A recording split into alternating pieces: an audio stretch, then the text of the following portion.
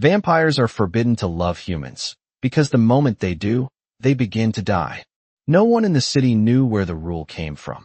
Only that it was older than the buildings, older than the streets, older than the whispers that followed anyone who disappeared after dark. And Emily Carter had spent her entire life avoiding anything that sounded like a warning, because warnings usually meant trouble, and trouble was something she couldn't afford on $22 an hour and overdue rent notices sitting unopened on her kitchen counter. So she kept her head down, worked double shifts, and never looked twice at the shadows that seemed just a little too still, until the night the rain came down so hard it turned the streets into mirrors, and she took the alley shortcut she had promised herself she'd never take again, her sneakers splashing through shallow water, her breath visible in the sudden drop of temperature that didn't match the season.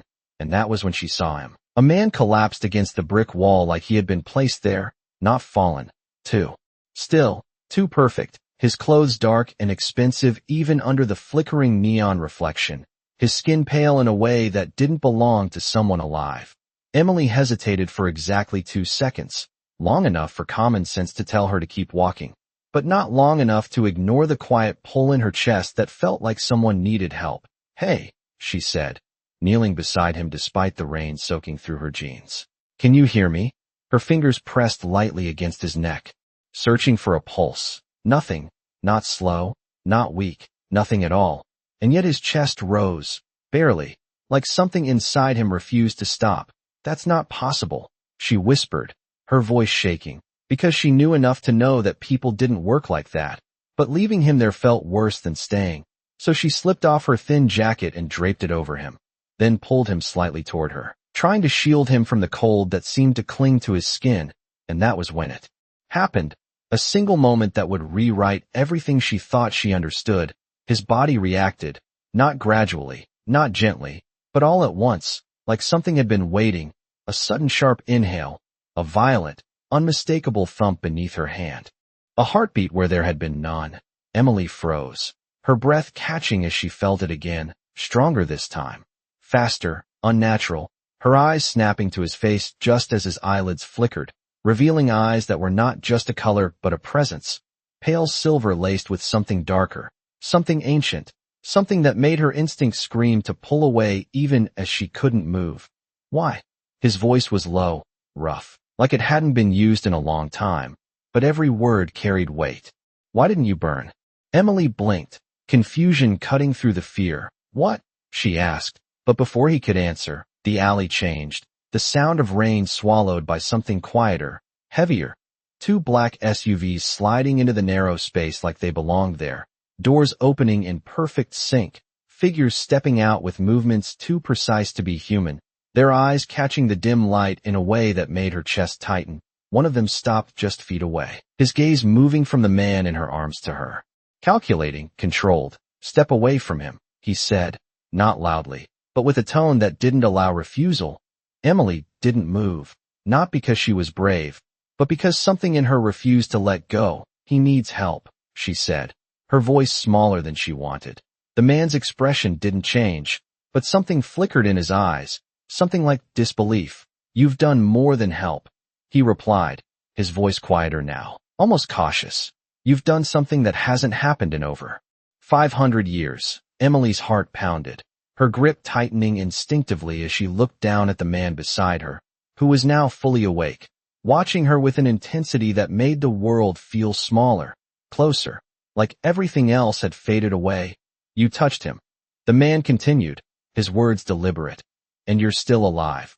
A pause, just long enough for the weight of it to settle. "Do you have any idea who you're holding?" Emily swallowed, her mind racing, but no answer came. Only the sound of her own heartbeat echoing in her ears. "No," she admitted, barely above a whisper. The man straightened, his gaze sharpening as he said the words that would follow her long after this moment ended. "That," he said, nodding toward the man in her arms, "is Lucien Voss, the Vampire King." Emily did not move, not when the words settled into the air, not when the rain kept falling, not even when the men around her shifted slightly, as if the entire world had just tilted in a direction she could not see. Vampire King. The phrase did not feel real. It felt like something from a story people whispered to scare themselves. But the man in her arms was very real, and so was the way his gaze held hers. Unblinking, unreadable, like he was trying to solve something that should not exist. Let go of him, the silver-eyed man said again, slower this time, as if speaking to someone who did not understand the danger. Emily swallowed, her fingers tightening slightly in the fabric of Lucien's coat. He was dying, she said, her voice steadier than she felt. I was not going to leave him there. A pause followed, not tense, not loud, but heavy, like something unseen was pressing down on the moment. Lucien shifted, just slightly, his hand lifting with a controlled precision that did not match someone who had just come back from the edge of death. His fingers brushed against her wrist, light, almost careful, and Emily felt it again, that strange pulse, not painful, not sharp, just a warmth that spread too quickly, too intentionally. She should have pulled away.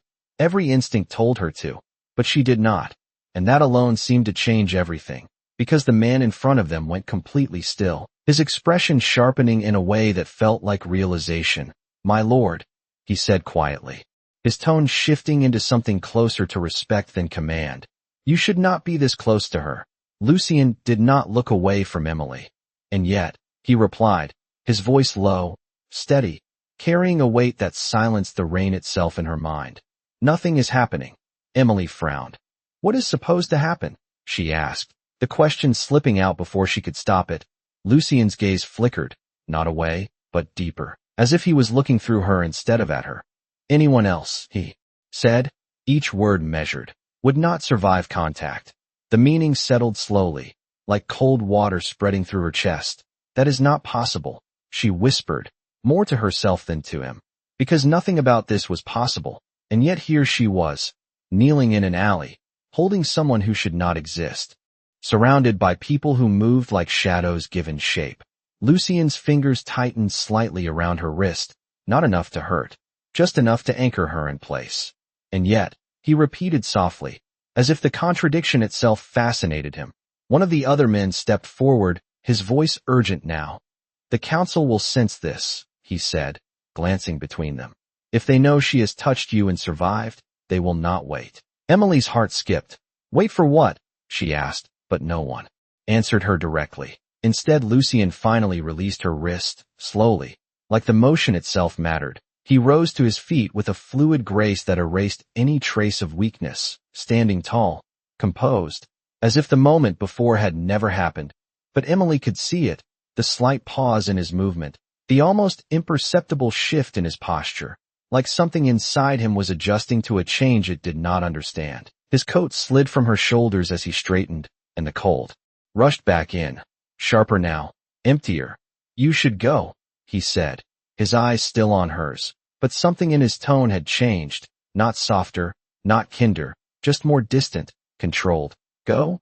Emily echoed, the word feeling strange in her mouth, because leaving felt wrong. Even though everything about staying felt dangerous, Lucien nodded once, decisive. This does not concern you, he added, but the statement rang hollow, because everything about this moment already did. The silver-eyed man stepped closer, lowering his voice. We will handle it from here, he said, not unkindly, but firmly. Emily hesitated, her mind racing, her heart still beating too fast. She should leave. She knew that this was not her world, not her fight, but her feet did not move. Not yet, because Lucien was still watching her, and there was something in his gaze now, something quieter, something almost like curiosity mixed with something far more dangerous. Something that made her feel like this was not the end of whatever had just begun. It was only the beginning, and somewhere beyond the alley, beyond the rain, something unseen had already taken notice. Emily turned away because she knew she had to, because staying would mean stepping into something she did not understand, something that did not follow the rules she had built her life around. But even as she took one step, then another, the feeling did not leave. It stayed with her, quiet and persistent. Like a thread pulling somewhere deep inside her chest. She told herself it was shock, adrenaline, anything that made sense, but it did not feel like fear. It felt like awareness, like being seen in a way she never had been before, and that was what unsettled her the most. The rain had slowed by the time she reached the end of the alley, the city noise returning in fragments. distant traffic, voices, the normal world trying to reclaim her. But nothing felt normal anymore. Not after silver eyes in the dark and a heartbeat that had come back under her hands. She reached the street, hesitated, then looked back. She did not know why. She just did. And he was still there, standing exactly where she had left him, surrounded by shadows that moved like they were waiting for his command. But his attention was not on them. It was still on her, across the distance, across the rain, steady and unbroken, and for a moment, everything else faded again. Emily's breath caught. Something in that look made her feel like she was standing at the edge of something she could not step away from. Then one of the men spoke, low and urgent, and the moment broke. Lucian turned slightly, just enough to acknowledge them, and the connection snapped, clean, immediate, like a door closing. Emily forced herself to look away this time, and kept walking, faster now, her steps echoing louder than they should have. By the time she reached her apartment building, her hands were still shaking, not from cold, but from the weight of everything she could not explain. Her apartment was small, barely more than a room with walls, but it had always felt like control, like something she understood. Tonight it felt different, quieter, like it was holding its breath with her. She locked the door, leaned back against it, and closed her eyes. It was nothing, she whispered, trying to anchor herself in something real. You helped someone, that is all. But the memory did not cooperate. The way his heart had started, the way his eyes had looked at her, the way he had said anyone else would not survive, that did not fit into anything she could explain. She pushed away from the door and moved through the room. On autopilot, dropping her bag, kicking off her shoes, turning on the small kitchen light. Everything routine, everything familiar, but her thoughts kept circling back, again and again, to the same moment, the same question. Why did nothing happen to her? She reached the sink, turned on the faucet, and held her hands under the water, watching it run over her skin as if she expected to see something different, some mark, some sign. But there was nothing, just her, unchanged, and that somehow felt more unsettling than anything else. A sound broke the silence, soft, precise, 3 knocks on her door. Emily froze, her heart jumping into her throat. No one came here this late. No one knocked like that. Measured, deliberate, not hurried, not uncertain. She turned off the water slowly, every movement careful, listening. The knock came again. The same pattern, calm, patient, like whoever stood outside knew she was there and was willing to wait. Emily's mind raced. Her first instinct was to stay still, to pretend she was not home. But that felt useless, because something told her whoever was on the other side already knew. She stepped toward the door, each step heavier than the last, her hand hovering just above the handle. She should not open it. She knew that. Every rational part of her knew that. But something stronger pushed against that logic, the same pull she had felt in the alley, quiet but impossible to ignore. Emily took a breath, steadying herself, then slowly opened the door. And there he was, no rain now, no shadows, just him, standing in the dim hallway light as if he had always been there, composed, still, his presence filling the narrow space without effort. His eyes met hers immediately, just as intense, just as unreadable, but closer now, closer than before, and for a second neither of them spoke, the silence stretching between them, heavy with everything that had not been said, until finally, his voice broke it, low and certain. You left, he said, not accusing, not questioning, just stating a fact. Emily swallowed, her fingers tightening slightly on the edge of the door. You told me to, she replied, her voice softer than she intended. Lucian's gaze did not shift. And yet, he said slowly, you are still involved. A faint pause, just enough to let the words settle, which means leaving was never going to be enough. Emily did not step back and she did not close the door, even though every instinct told her she should, because the man standing in front of her was not just someone who belonged to a different world. He was that world, and yet he stood there like he had every right to be in hers, calm, composed, as if knocking on her door in the middle of the night was the most natural thing he had ever done. I do not understand what you mean, she said carefully, her voice steady but quiet, because something about him made loud words feel unnecessary. Lucian's gaze did not waver. You will, he replied, his tone even, controlled, but there was something beneath it now, something sharper, something that had not been there before. "May I come in?" The question was simple, but it did not feel like a request. Emily hesitated, her fingers tightening slightly on the edge of the door. Letting him in felt like crossing a line she could not uncross. But leaving him in the hallway felt impossible, like denying something that had already begun.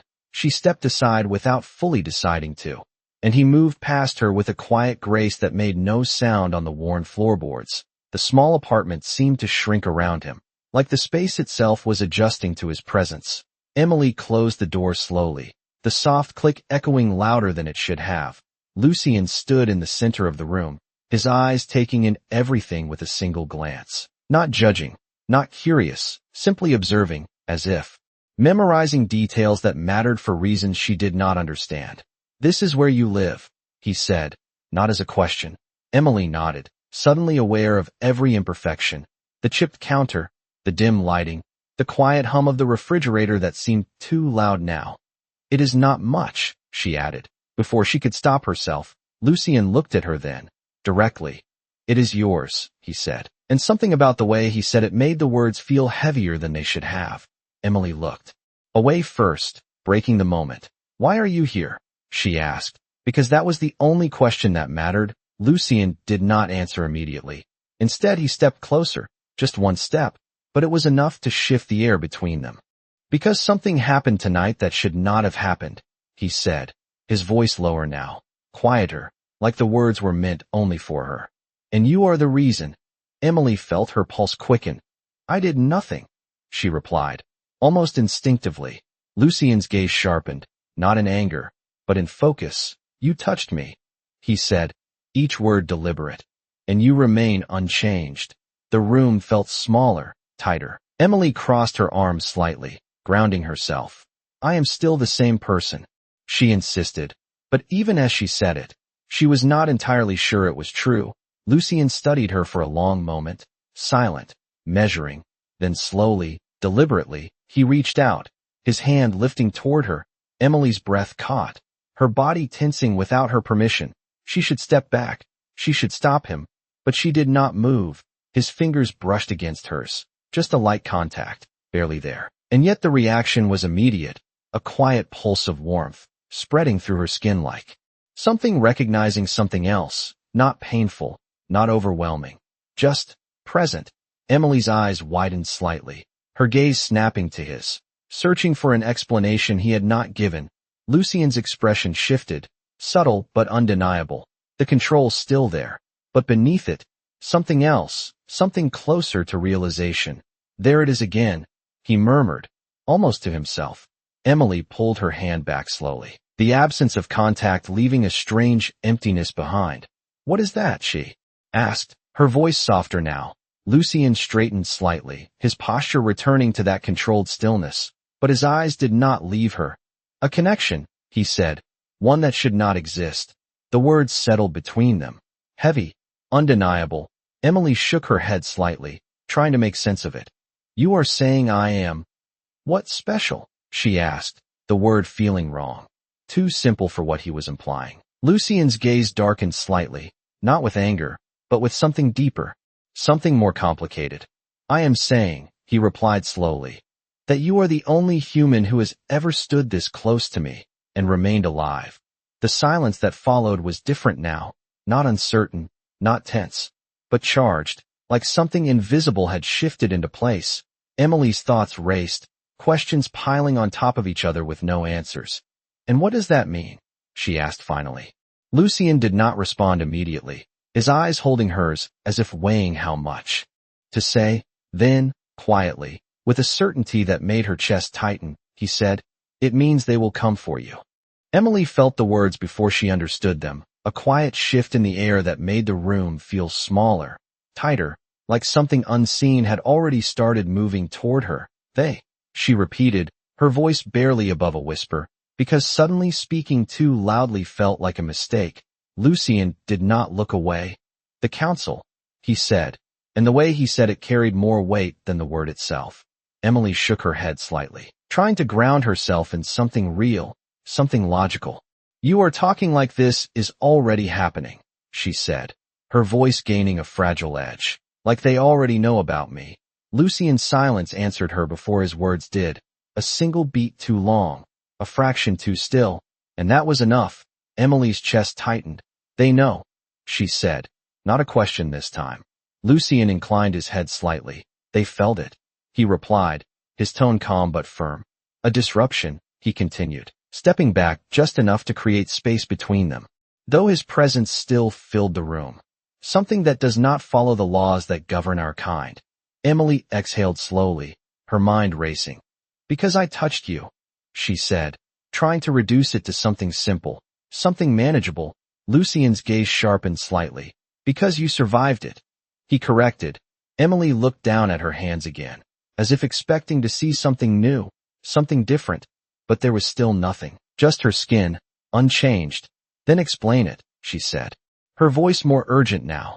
Explain why I am not whatever you think I should be. Lucian studied her for a moment, then spoke, slower this time, as if choosing each word carefully. Vampires do not form attachments with humans, he said. Not because we cannot, but because we are not allowed. Emily frowned. That is not an explanation, she said. Lucian's eyes darkened slightly, not with anger, but with something deeper, something older.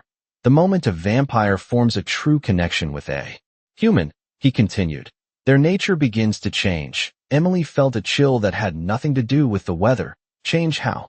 She asked. Lucian did not answer immediately, his gaze drifting for just a second, as if looking at something far beyond the walls of her apartment, then returning to her with renewed focus. We lose what makes us what we are, he said simply. Emily blinked, the words settling slowly, heavily. And that is supposed to stop you from. She hesitated, unsure how to phrase something that still felt unreal. Caring? Lucian's expression did not shift, but something in his eyes did, something quieter, more complicated. It is supposed to stop us from choosing something that will destroy us, he corrected.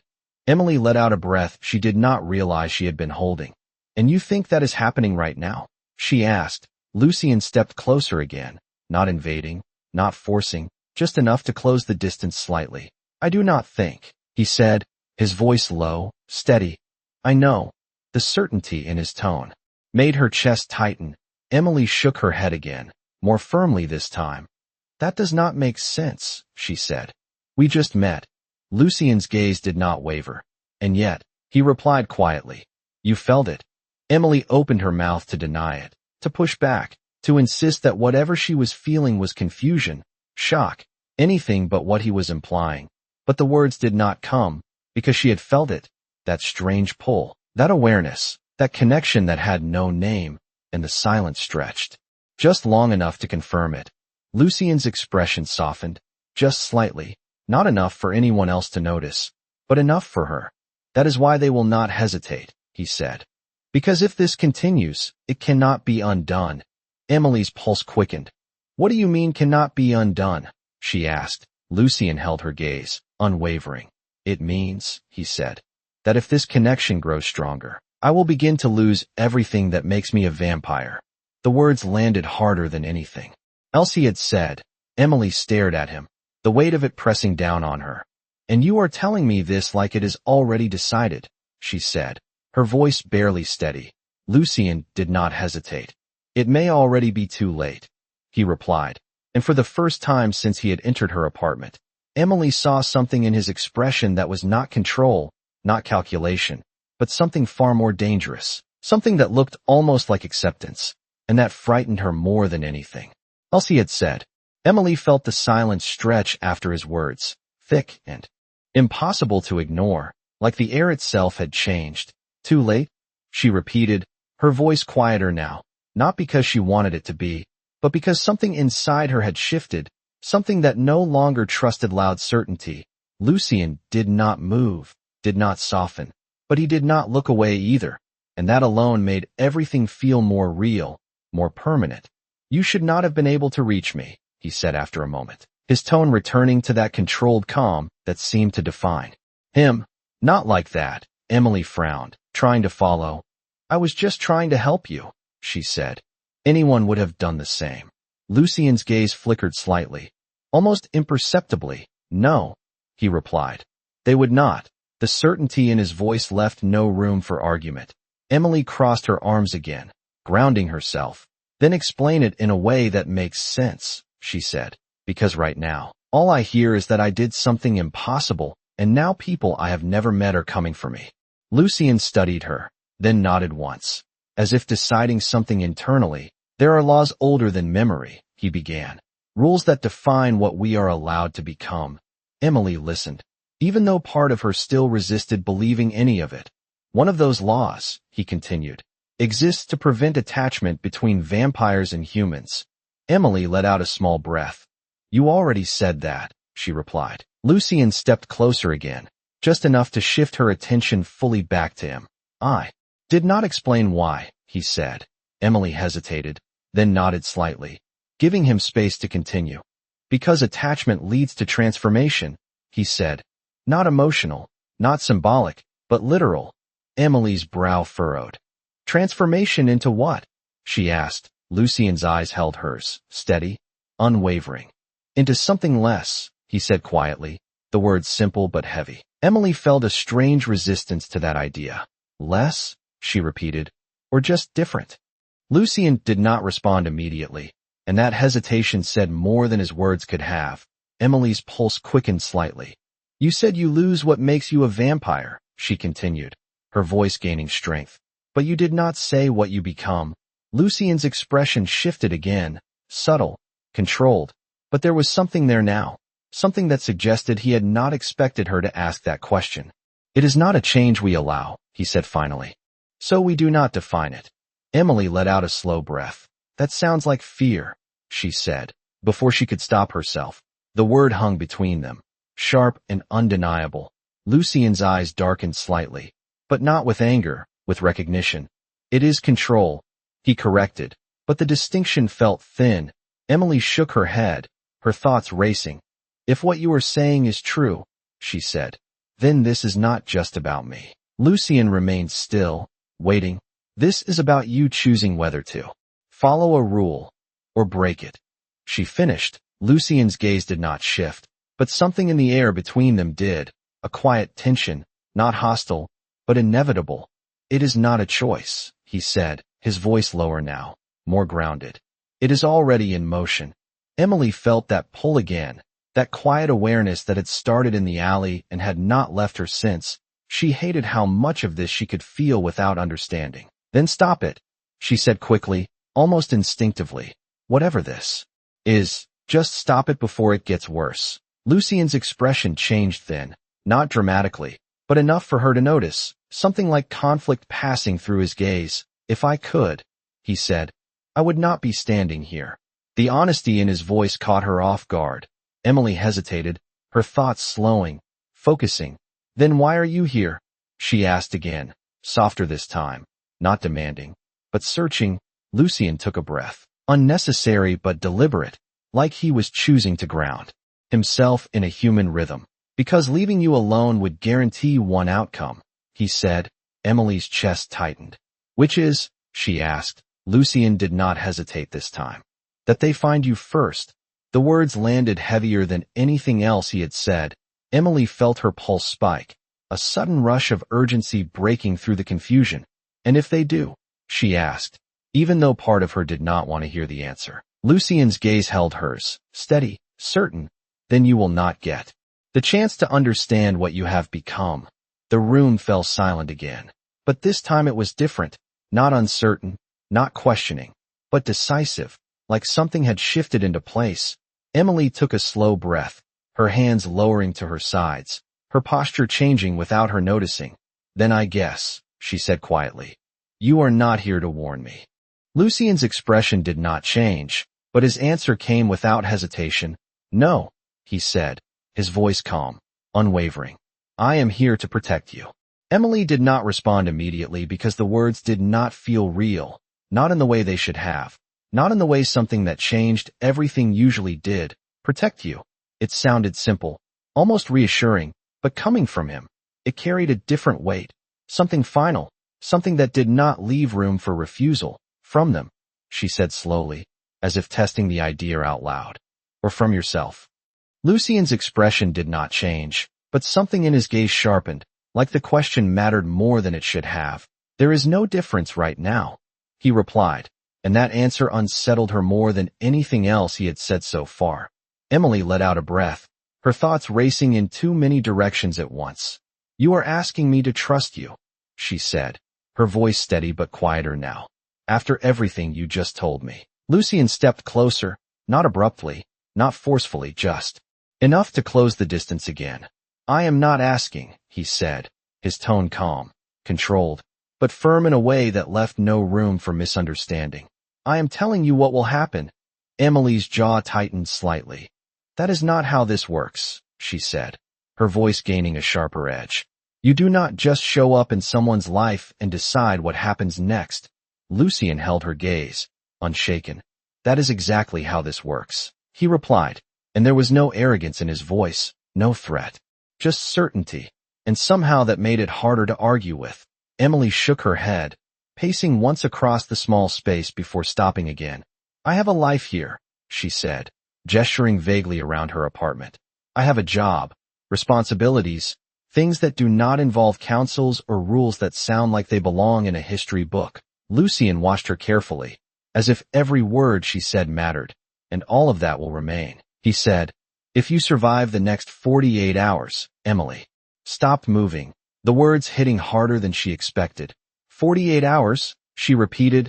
Lucien nodded once. That is how long it will take for them to act openly, he said. Until then, they will observe, confirm, and decide how to proceed. Emily felt her chest tighten again, the timeline making everything feel more real, more immediate. And what do they decide? She asked. Even though part of her already knew, Lucien's gaze did not soften. Whether you are a threat or an opportunity, he said. Emily let out a quiet, disbelieving breath. I am neither, she said. Lucien tilted his head slightly, studying her. You are both, he corrected. Emily looked away for a moment, running a hand through her hair, trying to process everything. And your solution is what? She asked, turning back to him. That I just go with you? Lucien did not hesitate. Yes, he said. Simple, direct, final.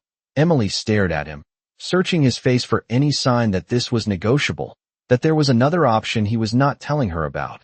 But there was nothing, just that same steady certainty. And if I say no? She asked, her voice quieter now, but no less serious. Lucien's expression shifted slightly then, not threatening, not cold, just honest. Then I will still make sure you are protected, he said, but it will be significantly more difficult. Emily narrowed her eyes slightly. That is not an answer, she said.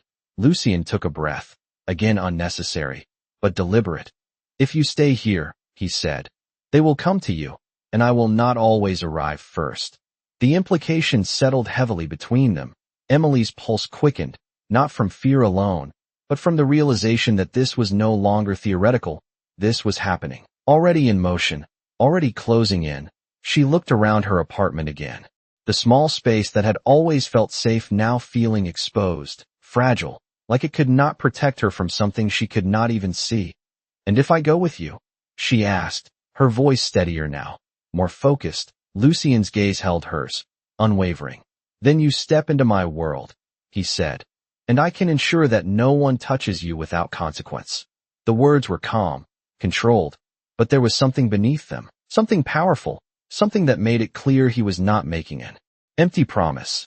Emily hesitated, the decision pressing down on her from all sides, logic telling her to refuse, instinct telling her to run, but something else, something quieter, telling her that leaving with him was not just the safer choice. It was the only one that made sense anymore. She met his gaze. Again, searching, weighing, trying to find something that would make this easier. But there was nothing easy about any of it. If I go with you, she said slowly, this does not mean I trust you. Lucien inclined his head slightly, accepting that without argument. It means you understand the situation, he replied. Emily took a breath, steadying herself, then nodded once, small but decisive.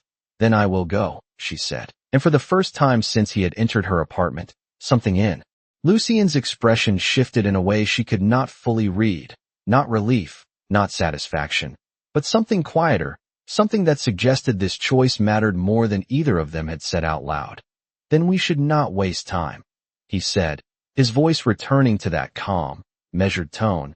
But as he turned toward the door, Emily felt it again, that strange pull, stronger now, sharper, like something had just locked into place. And deep down, she knew this was the moment everything truly began.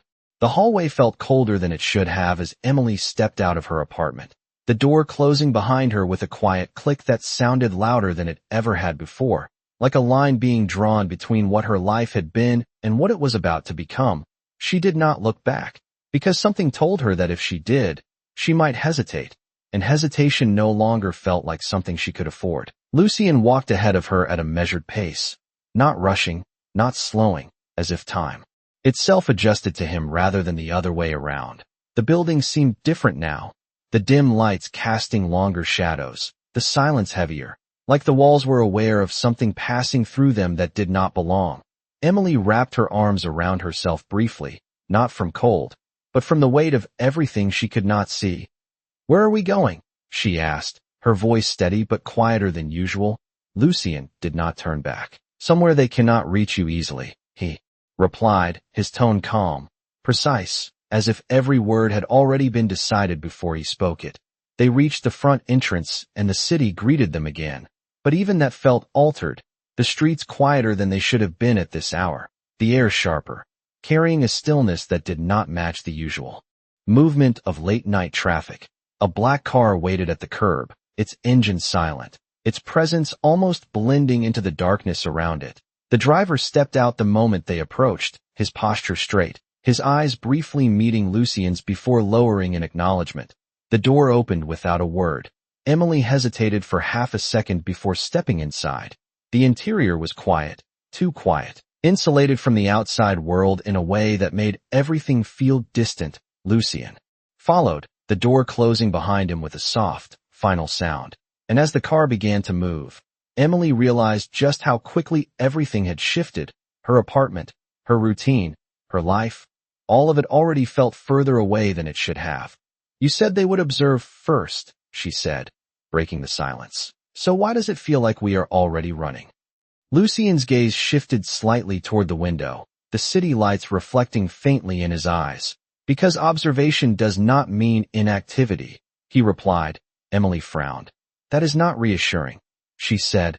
Lucien looked at her then, fully, his expression unchanged but his attention sharper. "It is not meant to be," he said, the honesty in his voice grounding the moment in a way that made it harder to ignore. Emily exhaled slowly, leaning back slightly against the seat, trying to steady her thoughts. "You keep saying they will come for me," she said. "But you have not told me why that matters to them." Lucien was silent for a moment, then answered, "Because you represent a variable they cannot control." Emily tilted her head slightly. "That still sounds like your problem, not mine," she said. Lucien's gaze held hers, unwavering. "It becomes yours the moment you interact with me," he said. Emily looked away briefly, the truth of that statement settling uncomfortably. The car moved smoothly through the streets, turning corners with a precision that felt almost calculated, like the route itself had been chosen for reasons she did not understand. And then she felt it, subtle at first, almost easy to dismiss, a shift in the air, a quiet pressure that did not belong. She straightened slightly, her eyes narrowing as she looked out the window. Something felt off, not visibly, not obviously, but unmistakably. "Do you feel that?" she asked, her voice lowering instinctively. Lucien did not hesitate. "Yes," he said, and that single word confirmed what she had not wanted to believe. Emily's pulse quickened. "What is it?" she asked. Lucien's expression did not change, but his posture did, just slightly, more alert, more focused. "They are closer than expected," he said. Emily's breath caught, her fingers tightening against the seat. "I thought you said we had time," she said. Lucien's gaze shifted briefly, calculating, adjusting. "So did I," he replied. And for the first time since she had met him, there was a subtle shift in his tone, not fear, but urgency, controlled, contained, but undeniable. Emily looked out the window again, the city passing by in blurred reflections, but now it felt different, like something was watching from within it, something patient, something aware. What happens now? She asked, her voice quieter, but steadier than she felt. Lucian turned back to her, his eyes locking onto hers with a certainty that cut through everything else. Now, he said. They stopped waiting, and as the car moved forward into the darkened street ahead, Emily felt it again, stronger this time, that invisible pressure closing in, and she realized with a sudden clarity that whatever had started in that alley was no longer hidden. It had been found. The car did not slow, but everything else seemed to. The city outside stretching into long shadows and dim reflections as the pressure in the air grew heavier, more defined, like something invisible had stepped into their path and was waiting, not rushing, not forcing, just certain that they would arrive. Emily felt it in her chest first, a tightness that was not fear but awareness, like standing too close to the edge of something vast. You said they were observing, she said, her voice steady. But lower now, more focused. Lucian did not look away from the road ahead. They were, he replied. Until they confirmed. Emily's fingers tightened slightly against the seat. Confirmed what? She asked. Lucian turned his head just enough for his gaze to meet hers. And this time there was no distance in it. No calculation, just clarity.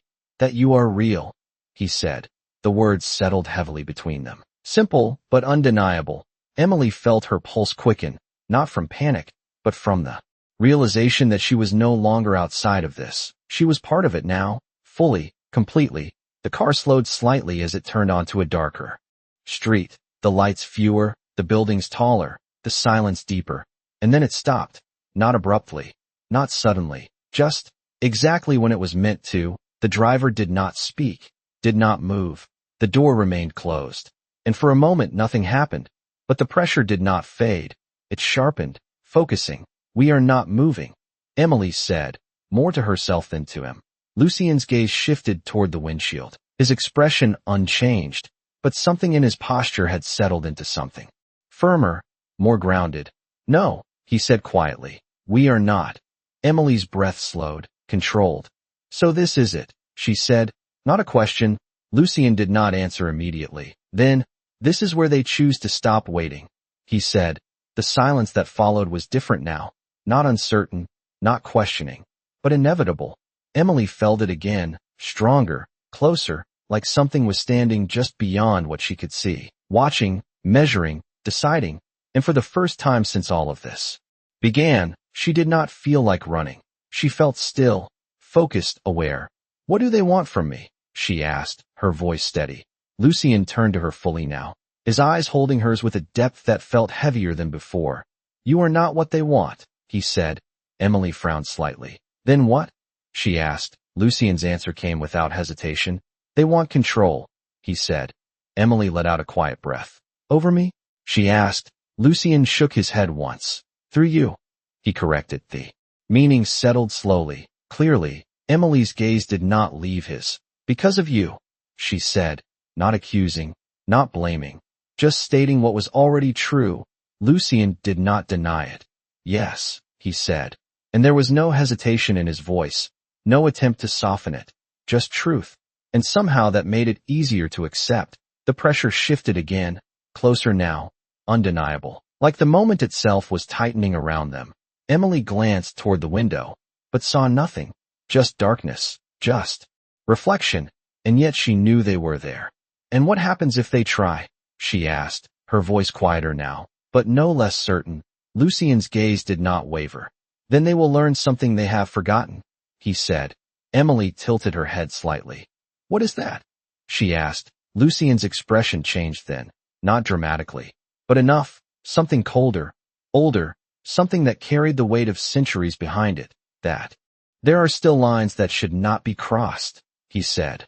The words were calm, but the meaning behind them was anything but. The silence stretched again, but this time it felt like the calm before something inevitable. Emily's pulse slowed, steadied, her thoughts clearer than they had been since the moment she stepped into that alley. She looked at him, really looked this time, not at what he was, but at what he was choosing. You said this would cost you everything, she said quietly. Lucian did not look away. It will, he replied. No hesitation, no doubt. Emily held his gaze, searching for something, anything that suggested he might step back. that he might choose differently when it mattered. But there was nothing, just that same unwavering certainty. "Then why are you still here?" she asked, her voice softer now, but more real than anything she had said before. Lucien's answer came without pause, without calculation, without distance. "Because I chose you the moment you did not. Let me fall," he said, and something in the air shifted again. Not the pressure, not the presence outside, but something between them, something that had already crossed a line neither of them could uncross. The world outside remained still, waiting, watching, but inside the car, the decision had already been made. And as Emily felt that connection settle deeper, stronger, she realized that whatever came next, whatever waited beyond that door, it would not be something they faced separately. And somewhere beyond the glass, unseen but undeniable, the ones who had been watching were no longer just observing. They were witnessing the moment everything changed.